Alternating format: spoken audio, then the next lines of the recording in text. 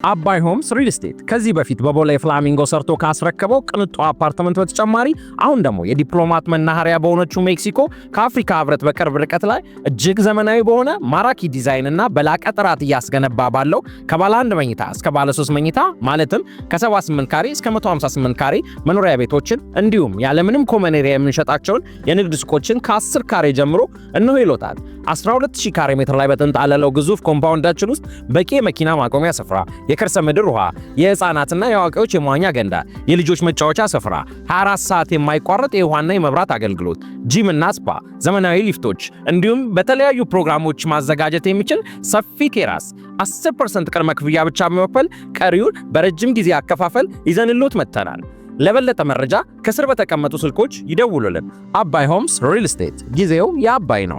በትንሽ ገንዘብ ብዙ መነጋገር ሀብን ኮል ድንቅ አፕሊኬሽን መጣሉ።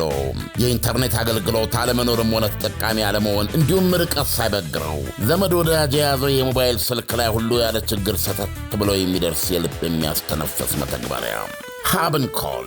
መተግበሪያውን ከጉግል ወይም ከአፕል ስቶር ያውርዱና ስልክ ቁጥሮን ሞልተው ወይም ማስገብተው ሳይን አፕ ያድርጉ። ለጥቀው ሪቻርጅ የሚለውን ሲጫኑ ከሚመጣሉ የክፍያ ዝርዝር ውስጥ የሚፈልጉትን ገንዘብ መርጠው ስልክዎን ይሙሉ። ከዛማ ምን ወገጡ መደወል አሁንም መደወል። አንድ ጊዜ የሞሉት ሂሳብ እስኪያልቅ ድረስ ያለ ጊዜ ገደብ ይጠቀማሉ። ሀብን ኮል ዘንድ ኤክስፓየርድ ብሎ ነገር የለም። በትንሽ ገንዘብ ብዙ ማውራት፣ በዛ ላይ ከሂሳቡ ቀንሰው በየትኛውም ሀገር ለሚኖሩ ወዳጅ ጓደኛ ስልክ መሙላት ይችላሉ። ሀብን ኮልን ያውርዱ፣ ያውጉ፣ ይጫወቱ፣ ይሳሰቁ። ሀብን ኮል አፕሊኬሽን የልብ የሚያደርስ አንጀት አርስ።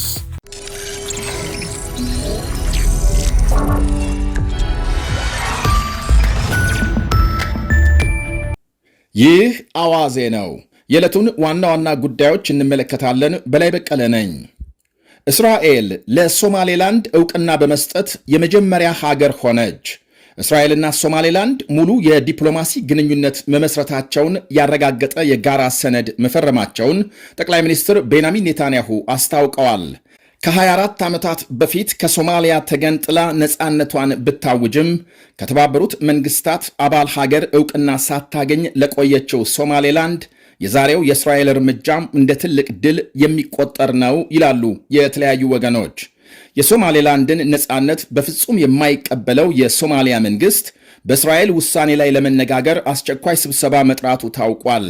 የሀገሪቱ ውጭ ጉዳይ ሚኒስትር አብዲ ሰላም አሊ በጉዳዩ ላይ ከግብፅ ከቱርክና ከጅቡቲ አቻዎቻቸው ጋር በስልክ ማውራታቸውንና ሀገሮቹ ለሶማሊያ አንድነት ድጋፍ እንደሚሰጡ መግለጻቸውን ለአልጀዚራም አመልክተዋል። ጠቅላይ ሚኒስትር ቤንያሚን ኔታንያሁ ለሶማሌላንድ ፕሬዝዳንት በቪዲዮ ስልክ ደውለው ደስታቸውን ገልጸውላቸዋል። ፕሬዝዳንቱ ሰላምና መረጋጋት ለማስፈን ያላቸውን ቁርጠኝነት በማድነቅ እስራኤልን እንዲጎበኙ ጋብዘዋል።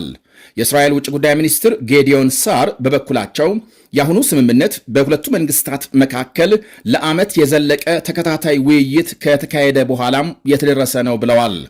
ኤምባሲዎች ለማቋቋምና አምባሳደሮቻቸውን ለመሾም የሚያስችሉ ሁኔታዎችን ጨምሮ ሰፊ ንግግር መካሄዱን የሶማሌላንድ ፕሬዝዳንት መሐመድ አብዱላሂ ስምምነቱን ታሪካዊ በማለት ያደነቁ ሲሆን የእስራኤል ዕውቅና ለዓመታት የዲፕሎማሲ መገለል ወይም ረሃብ ደርሶባት ለነበረችው ሶማሌላንድ መብረቃዊ ለውጥ ተደርጎ ተወስዷል።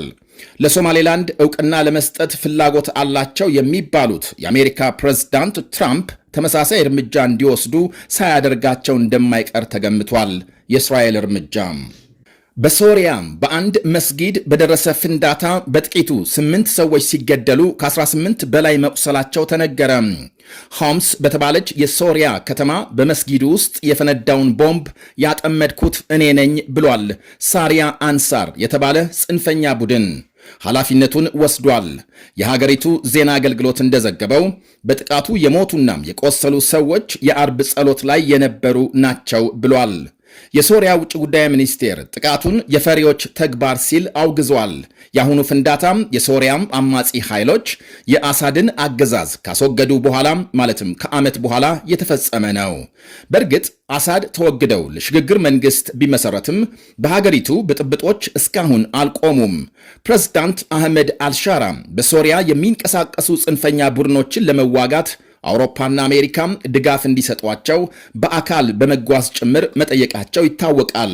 የቀድሞው ፕሬዝዳንት ባሽር አልአሳድ ከስልጣን ተወግደው ሩሲያ የሸሹ ቢሆንም ሶሪያም የመሸጉ ታማኞቻቸው አሁንም ድረስ የትጥቅ ትግል እያካሄዱ ናቸው ይባላል። አሜሪካም በናይጄሪያ የፈጸመችው ከፍተኛ ድብደባ የዓለም መገናኛ ብዙሃን ዋነኛ ትኩረት ሆኗል። የአሜሪካ ጦር ኃይል በሰሜን ምዕራብ ናይጄሪያ በአይሲስ ይዞታዎች ላይ መጠነ ሰፊ ድብደባ መፈጸሙ ተነግሯል። ድብደባ መፈጸሙን መጀመሪያ ይፋ ያደረጉት የአሜሪካ ፕሬዝዳንት ዶናልድ ትራምፕ ጥቃቱ ከባድና ኢላማውን በሚገባ ያሳካ መሆኑን ገልጸዋል። የናይጄሪያ ውጭ ጉዳይ ሚኒስትር ዩሱፍ ቱጋር ከአሜሪካ ጋር በጥምረት የተካሄደ ዘመቻ ስለመሆኑና ታቅዶና በናይጄሪያ የደህንነት መረጃ ላይ ተመስርቶ መፈጸሙን አመልክተዋል። ናይጄሪያውያንን በሚገድሉ አሸባሪዎች ላይ ያነጣጠረ ዘመቻ ነው ብለዋል ሚኒስትሩ። የናይጄሪያ መንግስት በሀገሪቱ ከሚንቀሳቀሱ የቦኮ ሐራምና የአይሲስ ቡድኖች ጋር ለዓመታት ሲፋለም ቢቆይም የጽንፈኛ ቡድኖች ጥቃት በተለይም ከቅርብ ጊዜ ወዲህ ተባብሶ መቀጠሉ ይታወቃል። በክርስቲያኖች ላይ የሚፈጸሙ ጥቃቶችና እገታዎች አሳሳቢ ደረጃ የደረሱ ሲሆን ፕሬዝዳንት ትራምፕ የናይጄሪያ መንግስት ክርስቲያኖችን መከላከል ካልቻለ ሀገራቸው እርምጃ እንደምትወስድ በቅርቡ ማስጠንቀቃቸው ይታወቃል። መንግስት ክርስቲያኖችን ከአሸባሪዎች መከላከል ባለመቻሉ በተደጋጋሚ ግድያና እገታም እንደሚፈጸምባቸው ከዚህ በመነሳት የአሜሪካ መንግስት ናይጄሪያን ልዩ ትኩረት ከሚደረግባቸው ሀገሮች ተርታ መፈረጁና ማዕቀብ መጣሉ ይታወቃል። ባለፈው ወር ትራምፕ ጦር ኃይላቸው በናይጄሪያ ጽንፈኛ ቡድኖች ላይ እርምጃ ለመውሰድ እንዲዘጋጅ ትዕዛዝ መስጠታቸው ሲታወስ፣ ትላንት ጥቃት ከመፈጸሙ አስቀድሞ የሁለቱ ሀገራት ውጭ ጉዳይ ሚኒስትሮች በስልክ ማውራታቸው ታውቋል። የአሜሪካ ጥቃት በዋናነት ያተኮረው የአይሲስ ዋነኛ ይዞታ ነው በሚባለውና ናይጄሪያን ከኒጀር በሚያዋስነው ድንበር አቅራቢያ በሚገኘው ሶኮቶ ክልል መሆኑን ዘገቦች አመልክተዋል። በአካባቢው የአይሲስ ጣቢያ ላይ ከባድ ምት መፈጸሙና በርካታ ተዋጊዎች መገደላቸው ሲነገር ከአሜሪካ የጦር መርከብ በተወነጨፉ የቶማክና ሌሎች ሚሳኤሎች ድብደባው መፈጸሙን የአሜሪካ ባለሥልጣናት አረጋግጠዋል። የአሜሪካ መከላከያ ሚኒስትር ፒት ሄግሴት ዘመቻው እንዲሳካ የናይጄሪያ መንግሥት ያደረገውን ትብብር አድንቀው ጥቃቱ የመጀመሪያ እንጂ የመጨረሻ አይደለም ብለዋል። የናይጄሪያ ውጭ ጉዳይ ሚኒስትር ጉዳዩ የሃይማኖት አይደለም፣ የንጹሐን ሰዎች እልቂት፣ የልጆች እገታ ጉዳይ እንጂ ብለዋል።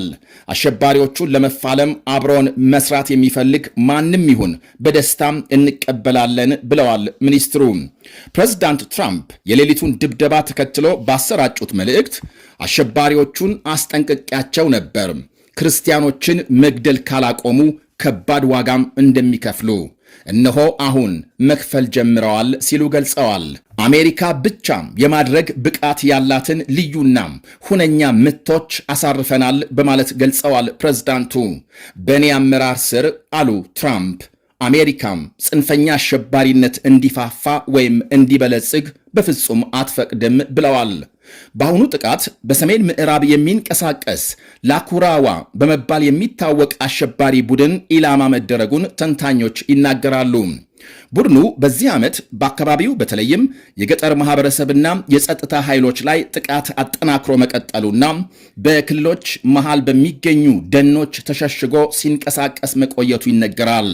ባለፈው ጥር የናይጄሪያ መንግስት ቡድኑን በአሸባሪነት ፈርጆ ከማንኛውም እንቅስቃሴ ማገዱን የሮይተርስ ዘገባም አሳይቷል። በጽንፈኛ ቡድኖቹ ጥቃት ክርስቲያኖች ብቻ አይደሉም፣ ሙስሊሞችም ሰለባ መሆናቸውን የጠቀሱት የናይጄሪያ ፕሬዝዳንት ቦላ ቲኑቡ በገና በዓል መልእክታቸውም ክርስቲያኖችን፣ ሙስሊሞችንና መላው የሀገሪቱን ሕዝብ ከጥቃትና ብጥብጥ ለመከላከል ቃል ገብተዋል።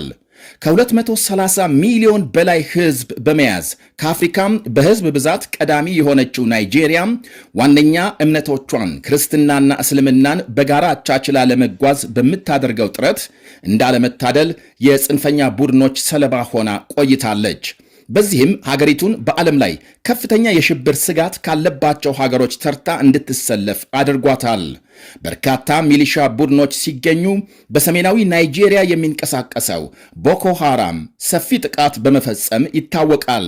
ዓላማውም ከምዕራባውያን ትምህርት ነፃ የሆነች እስላማዊ ናይጄሪያን መመስረት ሲሆን ቡድኑ ከናይጄሪያ አልፎ በካሜሩን፣ ቻድና ኒጀር ሳይቀር በብዙ ሺህ የሚቆጠሩ ሰዎች ሞት ተጠያቂ ነው ይላሉ የናይጄሪያ ባለሥልጣናት። በ2014 የዓለምን ትኩረት የሳበውን የ276 ሴት ተማሪዎች ጠለፋን ጨምሮ ቡድኑ በጣም በርካታም የንጹሐን እገታና ፍጅት መፈጸሙን አክለዋል። ፉላኒ በመባል የሚታወቁት ጽንፈኛ ታጣቂዎችም በመላው ናይጄሪያ ከተፈጸሙ የሽብር ግድያዎች 1/3ኛውን ያደረሱ ናቸው ይባላል። ከግድያና እገታው በተጨማሪ ሽብርተኝነት ያደረሰው ግዙፍ የኢኮኖሚ ድቀትም ለናይጄሪያም ሌላው ፈተና ነው። ቢያንስ ከሀገሪቱ ዓመታዊ ገቢ 3 በመቶ ገደማ በሽብር ድርጊት ይወድማል አሊያም ሽብርን ለመዋጋት ይውላል። በናይጄሪያም ሰሜን ምስራቅ ባለፈው ሚያዝያም ከ100 በላይ ሰዎች በተገደሉበት ቦሮኖ በተባለ ግዛት ብቻም ከ40 ሺህ የሚልቁ ሰዎች ሕይወታቸውን ሲያጡ ከ2 ሚሊዮን በላይ መፈናቀላቸው ይነገራል። ከተወለደ 23 ዓመታት ባስቆጠረው የቦኮ ሃራም ጽንፈኛ ቡድንና በሌሎች ታጣቂዎች ዘመቻም ከመንግሥት ጋር በሚደረግ ፍልሚያም የዩክሬን ፕሬዝዳንት ዜሌንስኪ እልህ አስጨራሽ ሆኖ በቀጠለው የሰላም ዕቅድ ላይ ከፕሬዝዳንት ትራምፕ ጋር ሊነጋገሩ ነው። ፍሎሪዳ በሚገኘው የትራምፕ የግል መኖሪያ ቤት እሁድ የሚካሄደው ንግግር 20 ነጥቦች በያዘውና በተሻሻለው የሰላም ዕቅድ ላይ እንደሚያተኩር ተመልክቷል። ዜሌንስኪ ዛሬ ለሪፖርተሮች በሰጡት ቃል የሰላም ዕቅዱ 90 በመቶ መጠናቀቁንና ቀሪውን በአስቸኳይ ለማከናወን ሀገራቸው የተቻላትን እያደረገች ነው ብለዋል። የምናጠፋው አንድም ቀን የለም። ምናልባትም ከአዲስ ዓመት በፊት የምንወስናቸው በርካታ ጉዳዮች አሉ በማለት ገልጸዋል። ዜሌንስኪ ከትራምፕ ጋር በዚህ ዓመት ለበርካታ ጊዜ ተገናኝተው የተነጋገሩ ሲሆን ለመጨረሻ ጊዜ በዋይት ሃውስ የተገናኙት ባለፈው ጥቅምት መሆኑ ይታወቃል። ትላንት ከአሜሪካ ልዩ ልዑክ ስቲቭ ዊትኮፍ ጋር በስልክ መነጋገራቸውን የጠቀሱት ዜሌንስኪ በተለይ የደህንነት ዋስትናና የነፃ ቀጠና ጉዳይ ከትራምፕ ጋር ሲገናኙ ዋነኛ ትኩረት የሚሰጠው እንደሆነም ገልጸዋል። ዩክሬን ከምስራቅ ጦር ግንባር 40 ኪሎ ሜትር ለቃን ወደ ኋላ ከተመለሰች ሩሲያም ከይዞታዋ ተመሳሳይ እርምጃ በመውሰድ ነፃ የኢኮኖሚ ቀጠና እንዲፈጠር ትፈልጋለች። የአሜሪካ የደህንነት ዋስትናዎችና የተናጠል የኢኮኖሚ ስምምነቶችን በተመለከተም ሁለቱ መሪዎች በጥልቅ ይወያያሉ ተብሎ ይጠበቃል። የሩሲያ መንግስት በበኩሉ በሰላም ዕቅዱ ላይ ከአሜሪካ ጋር ተጨማሪ ንግግሮች እንደሚደረጉ አስታውቋል። ይህ አዋዜ ነው። በትንሽ ገንዘብ ብዙ መነጋገር ሀብን ኮል ድንቅ አፕሊኬሽን መጣሉ። የኢንተርኔት አገልግሎት አለመኖርም ሆነ ተጠቃሚ አለመሆን እንዲሁም ርቀት ሳይበግረው ዘመድ ወዳጅ የያዘው የሞባይል ስልክ ላይ ሁሉ ያለ ችግር ሰተት ብሎ የሚደርስ የልብ የሚያስተነፍስ መተግበሪያ ሀብን ኮል። መተግበሪያውን ከጉግል ወይም ከአፕል ስቶር ያውርዱና ስልክ ቁጥሮን ሞልተው ወይም ማስገብተው ሳይን አፕ ያድርጉ። ለጥቀው ሪቻርጅ የሚለውን ሲጫኑ ከሚመጣሉ የክፍያ ዝርዝር ውስጥ የሚፈልጉትን ገንዘብ መርጠው ስልክዎን ይሙሉ። ከዛማ ምን ወገጡ መደወል፣ አሁንም መደወል። አንድ ጊዜ የሞሉት ሂሳብ እስኪያልቅ ድረስ ያለ ጊዜ ገደብ ይጠቀማሉ። ሀብን ኮል ዘንድ ኤክስፓየርድ ብሎ ነገር የለም። በትንሽ ገንዘብ ብዙ ማውራት፣ በዛ ላይ ከሂሳቡ ቀንሰው በየትኛውም ሀገር ለሚኖሩ ወዳጅ ጓደኛ ስልክ መሙላት ይችላሉ። ሀብን ኮልን ያውርዱ፣ ያውጉ፣ ይጫወቱ፣ ይሳሰቁ። ሀብን ኮል አፕሊኬሽን የልብ የሚያደርስ አንጀት አርስ አባይ ሆምስ ሪል ስቴት ከዚህ በፊት በቦሌ ፍላሚንጎ ሰርቶ ካስረከበው ቅንጡ አፓርትመንት በተጨማሪ አሁን ደግሞ የዲፕሎማት መናኸሪያ በሆነችው ሜክሲኮ ከአፍሪካ ህብረት በቅርብ ርቀት ላይ እጅግ ዘመናዊ በሆነ ማራኪ ዲዛይንና በላቀ ጥራት እያስገነባ ባለው ከባለ 1 መኝታ እስከ ባለ 3 መኝታ ማለትም ከ78 ካሬ እስከ 158 ካሬ መኖሪያ ቤቶችን እንዲሁም ያለምንም ኮመን ኤሪያ የምንሸጣቸውን የንግድ ሱቆችን ከ10 ካሬ ጀምሮ እነሆ ይሎታል። 12000 ካሬ ሜትር ላይ በተንጣለለው ግዙፍ ኮምፓውንዳችን ውስጥ በቂ የመኪና ማቆሚያ ስፍራ፣ የከርሰ ምድር ውሃ፣ የህፃናትና የአዋቂዎች የመዋኛ ገንዳ፣ የልጆች መጫወቻ ስፍራ፣ 24 ሰዓት የማይቋረጥ የውሃና የመብራት አገልግሎት፣ ጂም እና ስፓ፣ ዘመናዊ ሊፍቶች እንዲሁም በተለያዩ ፕሮግራሞች ማዘጋጀት የሚችል ሰፊ ቴራስ፣ 10% ቅድመ ክፍያ ብቻ በመክፈል ቀሪውን በረጅም ጊዜ አከፋፈል ይዘንሎት መጥተናል። ለበለጠ መረጃ ከስር በተቀመጡ ስልኮች ይደውሉልን። አባይ ሆምስ ሪል ስቴት፣ ጊዜው የአባይ ነው። ምርትና አገልግሎቷን በአዋዜ ላይ ያስተዋውቁ። ለጥራች እንታመናለን። በስልክ ቁጥሮቻችን ይደውሉልን። አዋዜ ዓለምነህ ዋሴ ዜና